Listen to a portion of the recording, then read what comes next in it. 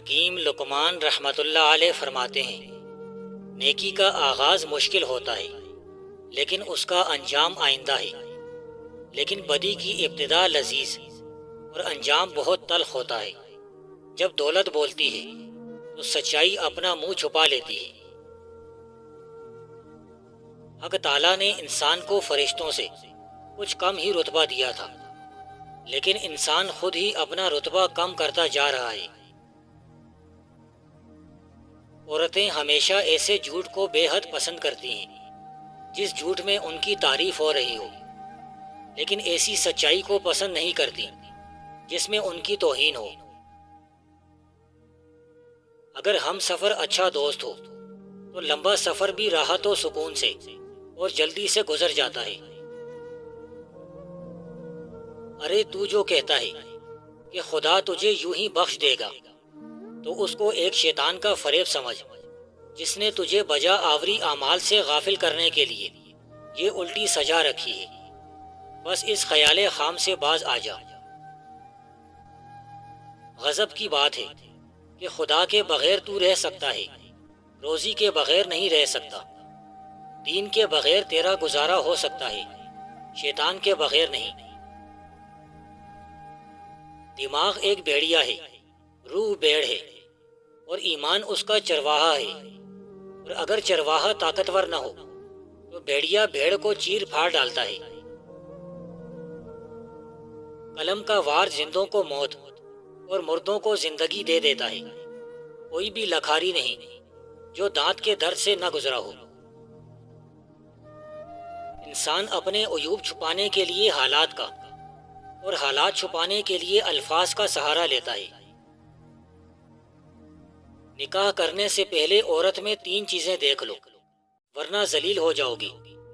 اول کہ جب تم اس سے نکاح کرو تو وہ ساری کی ساری تمہاری ہو پائے گی یا نہیں۔ وہ آدھی تمہاری ہو جائے اور آدھی بیگانی ہو جائے۔ سوم عورت میں تمہارا کچھ بھی حصہ نہ ہو تو ایسی عورت سے نکاح نہ کرنا۔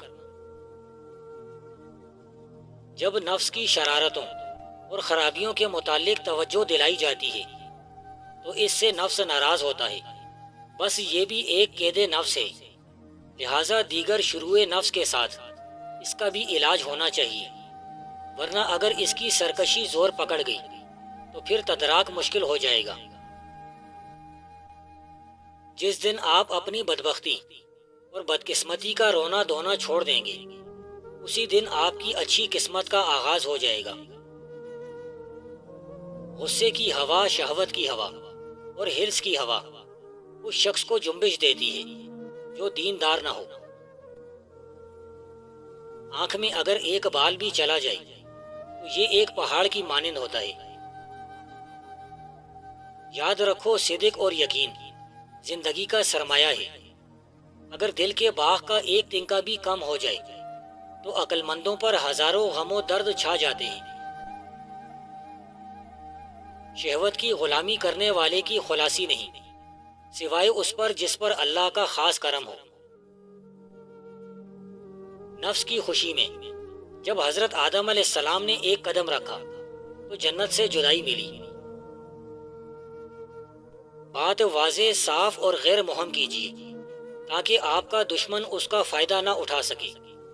جو باکردار آدمی ہوتا ہے وہ باہمت بھی ہوتا ہے۔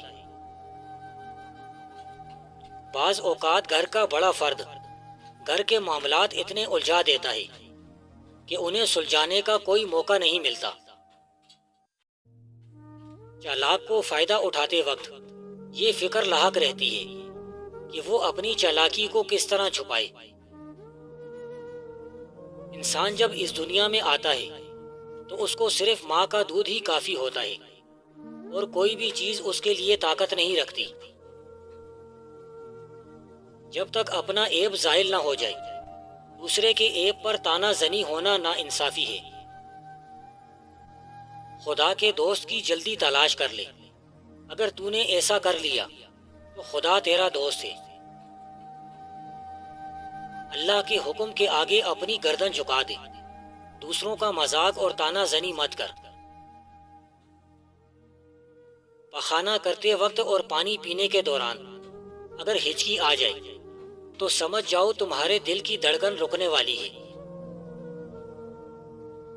دیندار اور دشمنوں میں فرق کرو، اللہ کے مقرب تلاش کرو اور اس کے ہم نشین ہو جاؤ۔